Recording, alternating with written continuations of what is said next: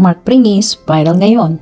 Ayon kay Mark sa kanyang Instagram post at Facebook account, walang katotohanan ng mga lumalabas na balita tungkol sa amin ni Miss Kim Rodriguez.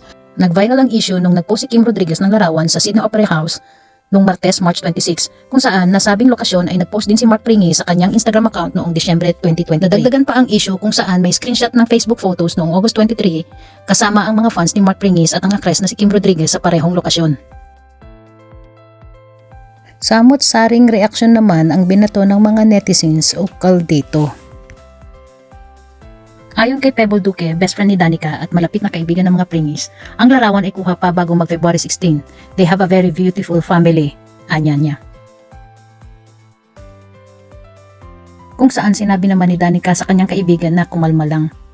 Ayon kay Mark, nakasama niya si Kim sa isang basketball event at isa pang event noong naging muse siya sa kanilang team. Pasalamat din si Mark sa nagpapaabot ng concern, okay ang pamilya niya. Huwag na po tayo magpakalat ng balita na hindi totoo. Humihingi po kami ng respeto at para hindi na madamay ang mga anak namin ni Danica. Salamat po, yan ang sabi ni Mark Pringis.